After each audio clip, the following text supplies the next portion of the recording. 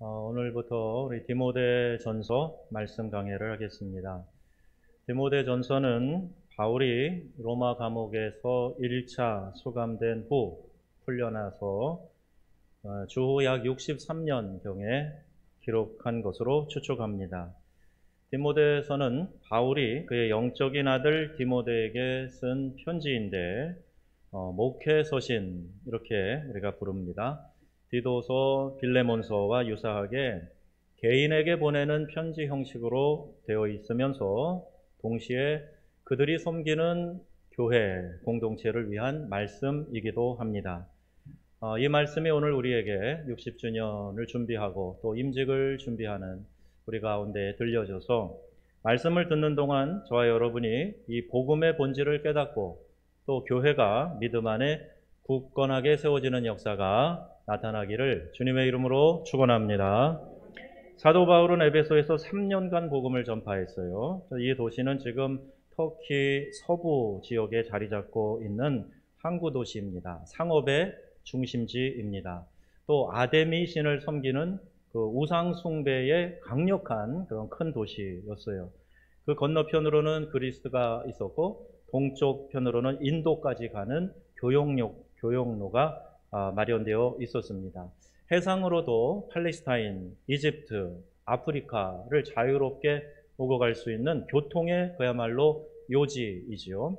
아시아의 보고라고 불릴 만큼 이 지역이 번창하고 강하게 성장했었습니다. 에베소에서는 이 아데미선을 신을 섬기는 어마어마한 신전이 있었고 그 도시 전체의 사람들이 말하자면 이 아데미 신을 섬겼다 해도 과언이 아닐 만큼 수만 명이 모여서 거기 모여가지고 아데미 여신이여, 위대한 아데미 신이여, 그러면 도시 전체가 막 진동이 있었다 할 정도로 역사가 그렇게 기록을 하고 있어요. 그러니까 이 우상을 섬기는 일로 먹고 사는 사람들도 꽤 많았겠죠. 제사 드려주는 사람 있었고요. 우상을 깎아서 파는 사람도 있었고요. 또 재미난 것은 우상의 형상의 옷을 갈아입히는 일, 이걸 직업으로 하고 있는 사람도 있었다고 합니다. 이곳에 교회가 세워졌어요. 바울이 3년 동안 공을 들여서 복음 전에서 영혼 구원하고 그들을 잘 가르쳐서 세워가는 중에 한 명씩 그리스도로 이렇게 돌아오는 이들이 생기게 되니까 이 우상 숭배하는 사람들이 뭔가 위기감을 느끼게 된 거고 결국 바울이 마게도냐로 몸을 피해서 이제 가 있게 됩니다. 그런데 이 상황에서 복음의 씨를 뿌리고 사역을 이제 마치고 일단 떠나면서 그 예수 믿게 된 사람들, 이 공동체에 들어온 교회 성도들, 그들이 신앙적인 면에서나 사상적인 면에서 어려움을 당하게 될지도 모르겠다. 이렇게 예견을 했는데 바울의 판단이 옳았습니다. 사도행전 20장, 이 선교의 역사가 기록된 게 사도행전 아닙니까? 거기 17절에 보면 에베소 교회 리더들에게 고별 설교를 하는 내용이 나옵니다. 29절에서 30절 보니까 바울이 이렇게 정확하게 이야기했어요. 내가 떠난 후에 사나운 이리가 여러분에게 들어와서 그 양떼를 아끼지 아니하며 또한 여러분 중에도 제자들을 끌어 자기를 따르게 하려고 어그러진 말을 하는 사람들이 일어날 줄을 내가 아노라. 그러니까 외부에서 들어온 사람도 지금 막 헷갈리게 만들어 놓은, 또 교회 안에 있는 사람도 내 그룹을 분파를 만들어 가지고 야 이게 맞아? 좀 사람들을 미혹하게 하는 사람들이 생길 것을 내가 아노라. 그러니까 영적인 지도자는 다가올 일을 예견하고 대비하고 이끄는 사람입니다. 이 일을 생각하면서 바울이 31절에 붙여서 이렇게 이야기를 합니다. 같이 읽어보겠습니다. 그러므로 여러분이 일깨어 내가 3년이나 밤낮 쉬지 않고 눈물로 각 사람을 훈계하던 것을 기억하라. 아멘. 그럴 조짐이 있었던 사람들이 바울이 있을 때도 있었어요. 그러니까 바울이 3년 동안 말씀을 가지고 밤낮 쉬지 않고 때로는 눈물로 호소하면서 가르치고 야단치고 훈계하고 하면서 했던 것들을 기억하라. 그리고 그 말씀을 좀 잘 지켜 행하거라. 이렇게 말씀하는 거예요. 그 당시 에베소 교회 형편이 어땠습니까? 이 성경학자들은 그 교회를 위협했던 그릇된 신앙의 조류를 두 가지로 이야기하고 있는데 하나는 율법주의요, 다른 하나는 영지주의입니다.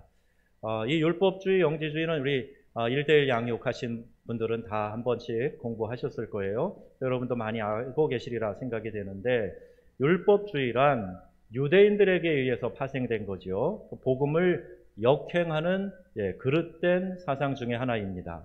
유대인들이 워낙에 하나님의 택함 받은 선민이다 하는 의식에 사로잡혀 있다 보니 하나님께서 모세를 통해서 주신 이 율법 그러면서 이 율법에 매여 있는 거예요.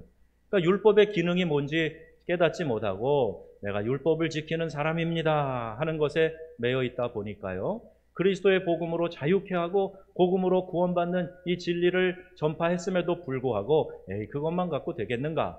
율법을 지켜야지, 율법의 행위가 있어야지, 자, 이러면서 사람들을 미혹하는 겁니다. 이게 복음과 안 맞는 얘기죠. 그리고 이 영지주의의 영향도 마찬가지예요.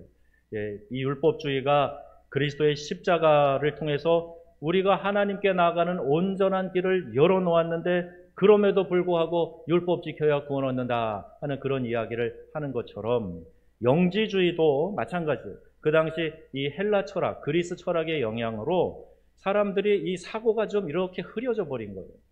그러니까 유대인들은 율법주의에 문제가 있지만 그 당시 그 대부분의 많은 헬라권의 영향을 받고 있는 사람은 이 영지주의 영향을 그대로 받고 있다는 겁니다.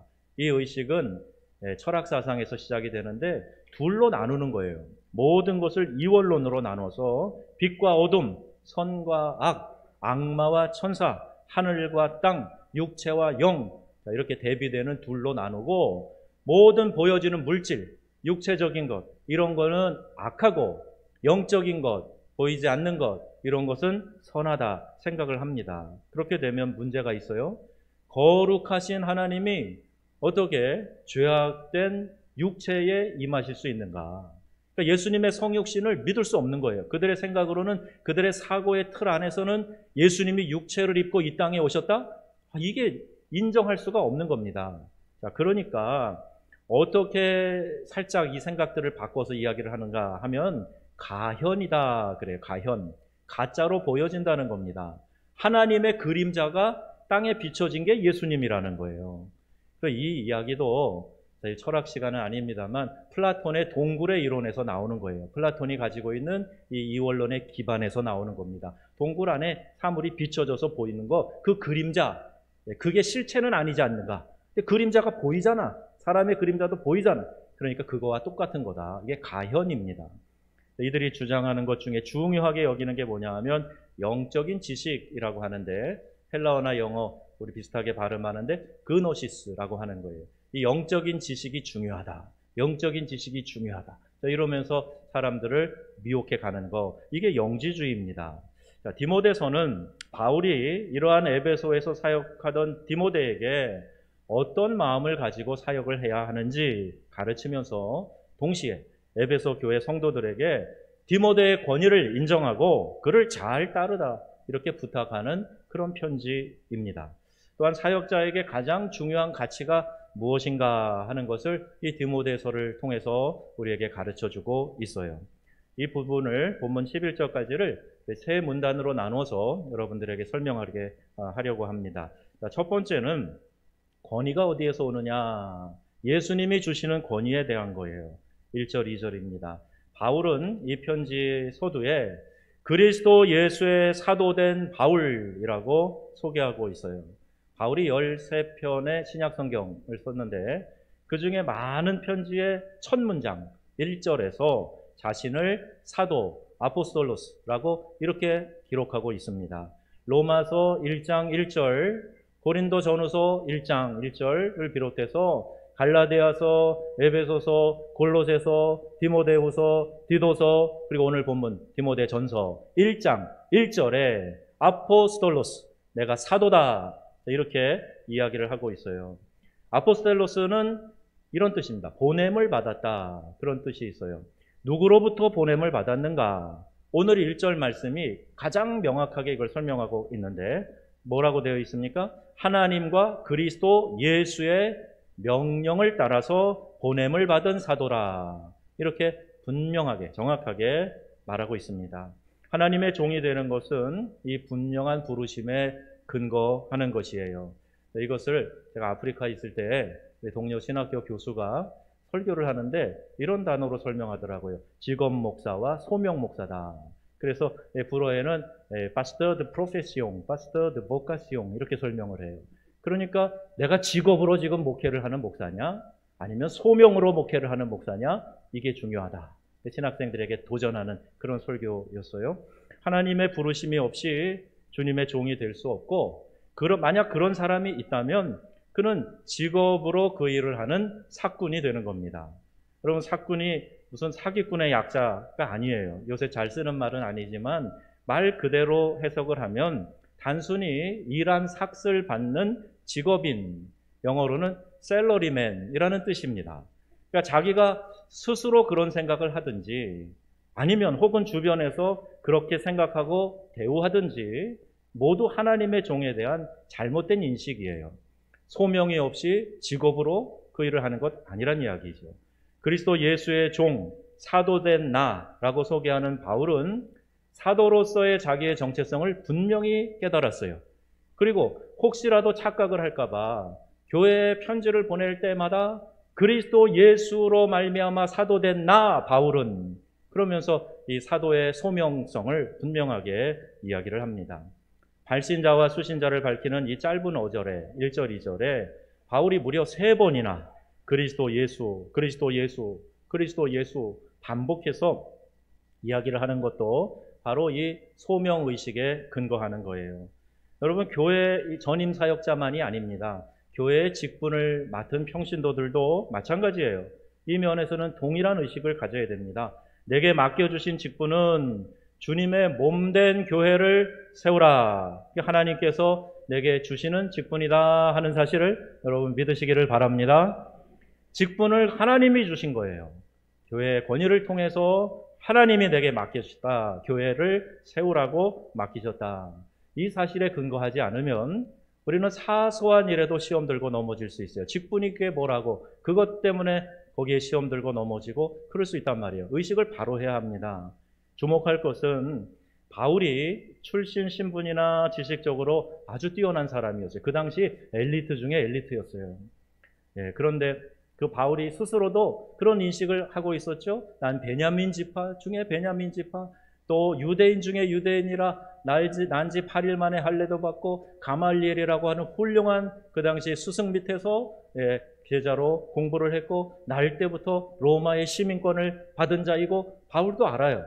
그런데요, 그리스도를 아는 고상한 지식을 생각하면 이 모든 것들, 내가 알고 있는 그 많은 학문의 지식들, 내 배경들, 내 어떤 생태적인 그런 자랑할 만한 것들, 그런 것들을 다 무의미한 배설물로 여긴다 할 만큼 바울은 철저하게 이 소명의식에 사로잡혔던 사람이에요. 동시에 그는 이렇게 뛰어난 사람이었지만 늘 동역자와 함께 사역을 했다 하는 거, 이게 바울 사역의 아주 뚜렷한 특징입니다. 동역자들 가운데에는 목회자처럼 교회를 돌보는 그런 동역자들도 있었고 또 평신도로서 바울을 돕는 동역자들도 있었는데 그들의 이름이 바울의 편지마다 아주 빼곡히 소개되고 있어요. 여러분이 잘 아시는 바나바, 마가, 누가, 실라 이런 사람들 사역할 때 늘 함께 하면서 막대한 영향력을 함께 끼치고 나누었던 그런 동역자들 말할 것도 없고 또 영적인 아들이라고 하는 디모데, 디도, 아볼로, 브리스길라와 아굴라, 빌레몬, 두기고, 너디오, 유스도, 오네시모, 베베 자매까지 이렇게 더 많은 사람들의 이름이 성경에 빼곡히 있습니다. 그중 에베소 교회의 문제를 해결하도록 즉 거짓 복음에 오염되지 않도록 가르치고 세워가기 위해서 바울은 디모데를 에베소에 남겨둡니다. 바울은 디모데를 뭐라고 일컬었는가? 믿음 안에서 참 아들이다 이렇게 얘기를 했어요. 내 속으로 낳은 자식 아니지만 믿음 안에서 내가 낳은 나의 참 아들이다. 디모데를 이렇게 소개합니다. 바울이 영적으로 양육한 이 디모데가 그의 신앙 유산을 이어갈 사람이고 하나님의 부르심을 받은 동역자다 하는 사실을 인정하는 거예요. 내가 가르쳤다고, 내가 전도했다고 내 제자로, 내가 부리는 사람으로, 그게 아니라 내 동역자라는 거예요. 자, 여러분에게는 믿음의 동역자가 있습니까? 여러분은 누군가에게 선한 영향력을 끼치며 그들을 믿음으로 잘 이끌어가는 그런 양육자, 또 양육을 받는 대상이십니까? 바울이 아직 젊고 연약한 디모데를 주님께 은혜와 긍휼과 평강을 받을 만한 사역자로 여겼다 하는 것은요, 바울이 가지고 있는 사람을 보는 기준이 이 세상의 기준과는 확연히 다르다. 즉 하나님의 관점에서, 하나님의 시각에서 주님의 마음을 담고 사람을 본 거예요. 그렇기 때문에 디모데를 바울이 떠난 그 자리를 맡겨서 목회하도록 세울 수 있었던 겁니다. 나이가 젊어요. 그리고 디모데는 유대인과 헬라인의 피가 섞여 있는 그런 사람이에요. 그러니까 어떻게 보면 지도력을 행사할 만한 좋은 그런 인물이라고 보기에 세상적인 안목과 기준으로는 확연히 다른 사람입니다. 그럼에도 불구하고 바울이 보니까 이 아들이 됐어. 이 사람이 교회를 맡으면 신실하게 이끌어 갈 거야. 그런 하나님의 관점에서 디모데를 세우고 있는 겁니다. 자, 이제 3절에서 7절까지 그러면 바울은 디모데를 세우면서 뭐라고 하는가? 경계해야 될 교훈에 대한 말씀이 여기 기록되어져 있는데, 여기 에베소에 디모데를 머물게 한 이유가 정확하게 기록되어 있죠. 신화와 끝없는 족보에 몰두해 다른 교훈을 가르치는 자들을 그들을 막기 위함이다. 4절에 그렇게 기록됩니다. 다른 교훈은 바울 사도가 고린도 교회와 갈라디아 교회에 서신을 보낼 때도 강조한 다른 복음, 이것을 말하는 거예요. 고린도후서 11장에도 나오고 갈라디아 1장 6절에도 나오는데, 갈라디아 1장 6절 말씀 함께 읽어보겠습니다. 그리스도의 은혜로 다른 복음을 따르는 것을 내가 이상하게 여기노라. 아멘. 그 은혜로 인하여 내가 구원을 받았는데 그것만 가지고 뭔가 부족하다고 누가 와서 쏙닥거리니까 맞아 그 율법 조항도 지켜야 되나 보다. 그리고 자꾸 거기에 마음이 쓸리고 왔다 갔다 하고 이 귀가 얇아가지고 무슨 얘기만 하면 거기 휩쓸리고 그러니까 바울이 갈라디아 교회에 편지를 보내면서 자기의 사도성을 다시 한번 인정하고 그렇게 고백하면서 너희가 어떻게 이렇게 그리스도의 은혜로 너희가 이렇게 부름받고 구원받았는데 이렇게 빨리 떠나서 다른 복음을 따라가는 것 내가 이상하게 여긴다. 이렇게 편지에 쓴 거예요. 이것이 바로 구원에 있어서 율법의 행위를 강조한 율법주의를 말하는 겁니다. 그 다른 복음이 바로 그와 같은 것이에요.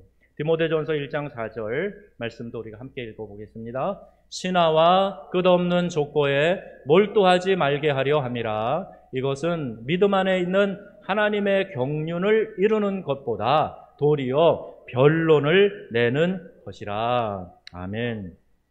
신화는요, 대표적으로 헬라 문화를 이야기하는 거예요. 지금도 그리스 로마 신화가 아직까지 있잖아요. 아이들이 동화책처럼 또 우리 성인들도 읽고 그러잖아요.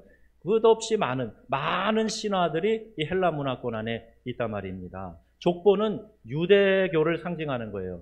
내가 선민이 되고 아브라함의 후손이 되었다. 자긍심을 갖는 건 좋지만 그 족보에 있는 사람들만 구원을 얻는다. 이방인들은 아주 멸시하고 그들에게 구원의 복음을 전하는 일에 대해서 관심 갖지 않고, 이런 것들을, 이게 유대교에 심취한 사람들의 생각입니다.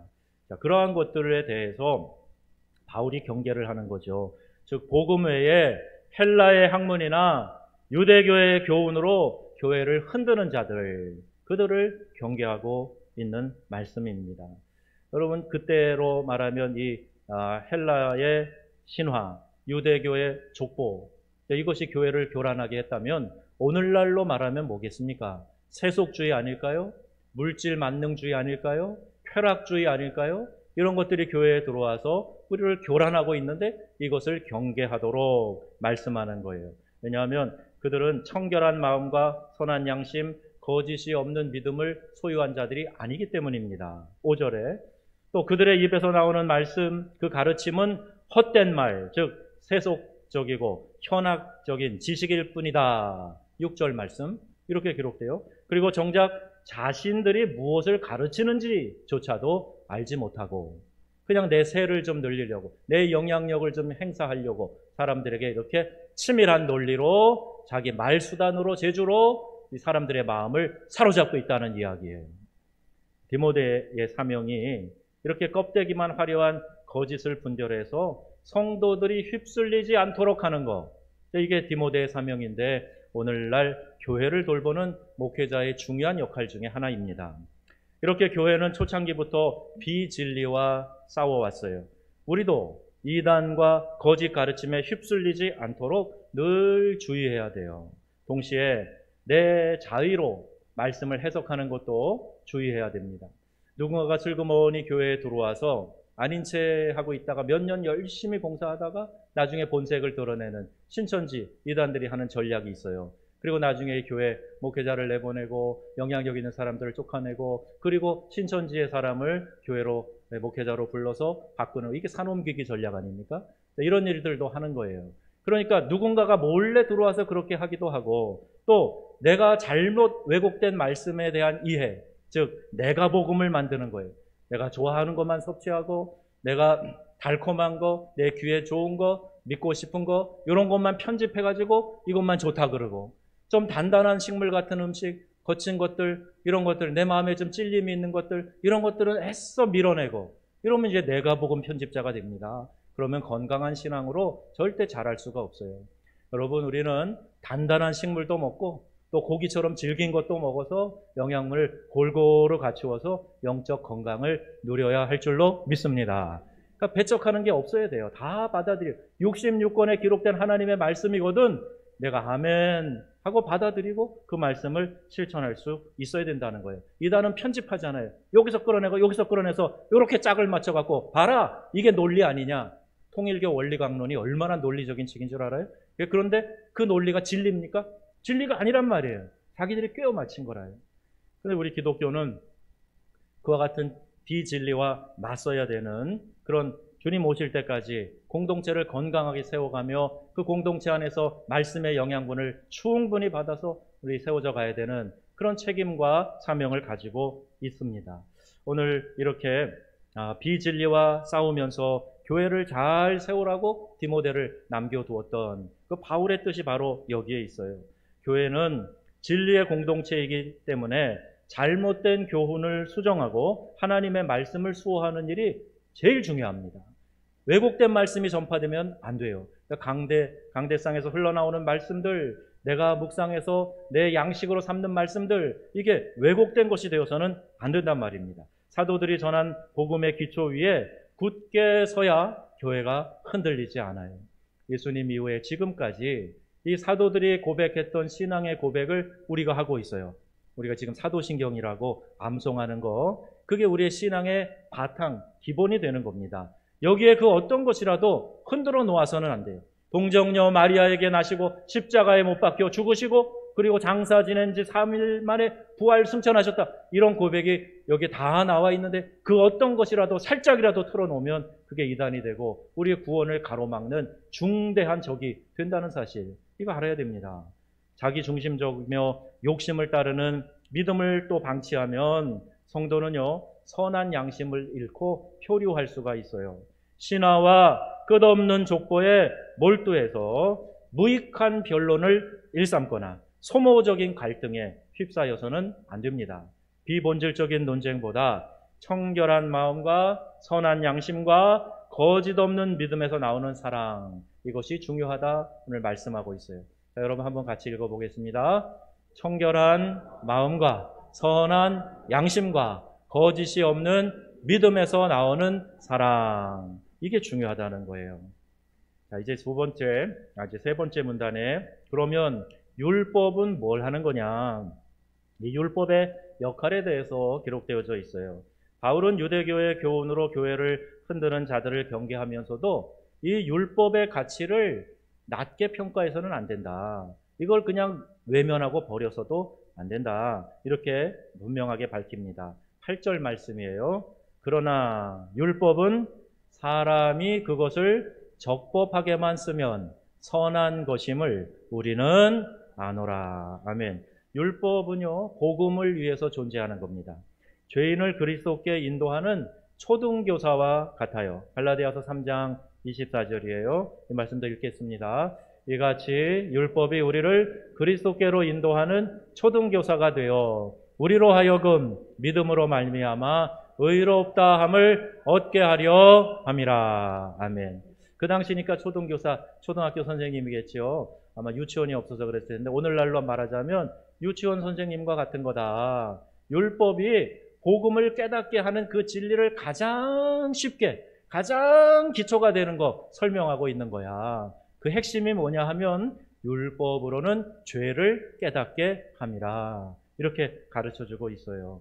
그런데 여러분, 율법이 불법한 사람을 위해 있음을 깨닫지 못하고 율법을 통해서 자기의 의를 드러내려고 하는데 문제가 있는 거예요. 예수님께서 바리새인들을 그렇게 책망하신 게 바로 이와 같은 위선에 빠져 있었기 때문입니다.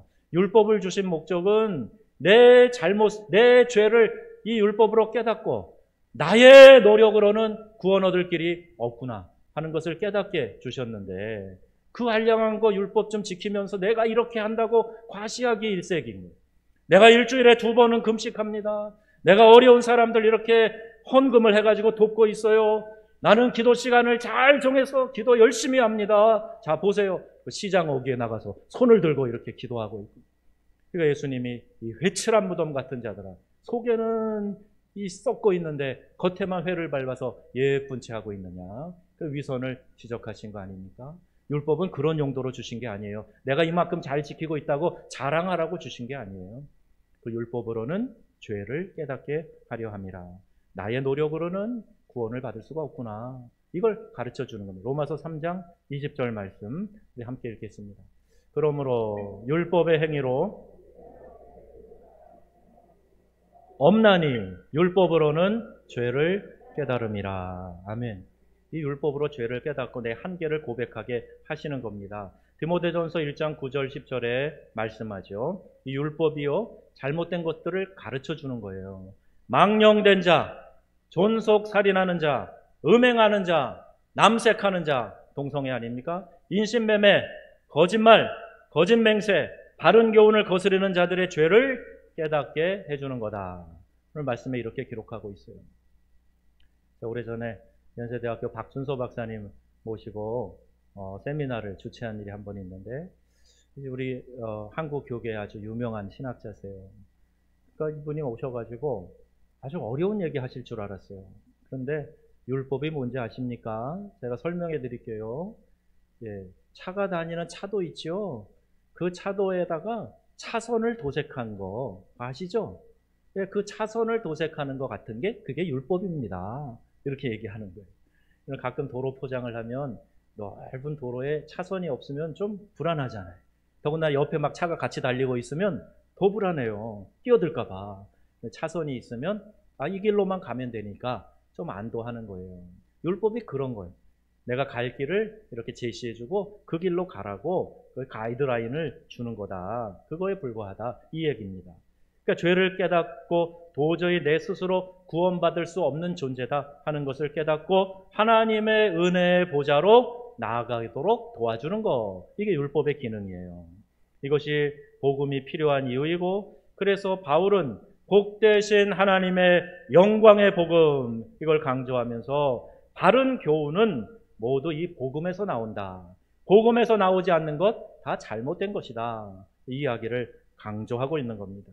하나님의 종은 오직 예수, 오직 복음 위에 서서 세상의 다른 가르침, 왜곡된 변질된 가르침 이걸 분별해서 믿음의 지체들이 거짓에 오염되지 않도록 하는데 무엇보다도 관심을 가지고 힘을 써야 됩니다. 여러분 우리 명성교회는 주님 오시는 그날까지 이 복음의 어떤 왜곡과 변질도 없이 주님 앞에 선명한 복음을 전하는 믿음의 강단, 믿음의 교회 될 줄로 믿습니다. 돼야 하는 줄로 믿습니다. 그래서 우리가 기도하고 추구해야 될 부분이 바로 이런 부분이에요. 율법으로 의롭다함을 얻고 구원을 얻을 수 있는 것이 아니기에 율법을 완성하신 예수님의 복음, 그 은혜의 자리, 그리로 나가야 돼요. 하나님이 우리에게 마련해 주신 그 은혜의 복음, 그걸 내가 감격스럽게 누리고 살아가야 되는 거예요. 여러분 혹시 아직도 어떤 율법에 내가 사로잡혀서 나의 행위 때문에 하나님이 나를 사랑하실 거다 이런 착각이 있다면 아닙니다. 온전히 우리를 하나님 사랑하셔서 우리가 아직 죄인 되었을 때에도 그리스도 예수를 보내주셔서 하나님이 우리에 대한 자기의 사랑을 확증하고 계시는 거예요. 그리고 이것을 우리에게 은혜로 베푸셨는데 에베소서 2장 8절 9절 말씀에 설명하고 있습니다. 여러분 너무 중요한 거예요. 우리 또박또박 함께 읽겠습니다. 너희는 그 은혜에 의하여 믿음으로 말미암아 구원을 받았으니 이것은 너희에게서 난 것이 아니요 하나님의 선물이라. 행위에서 난 것이 아니니 이는 누구든지 자랑하지 못하게 함이라. 아멘. 우리 사랑하는 성도님들은 이 은혜 자리, 은혜 보좌에 나가셔서 하나님이 주시는 은혜와 평강, 기쁨이 늘 충만하시기를 주님의 이름으로 축복합니다. 세상은요 점점 더 세속적으로 가요. 현실에서 누리는 삶의 쾌락과 만족에 더 많은 관심을 가지고 가게 되어 있습니다. 아예 구도가 그렇게 되어 있어요.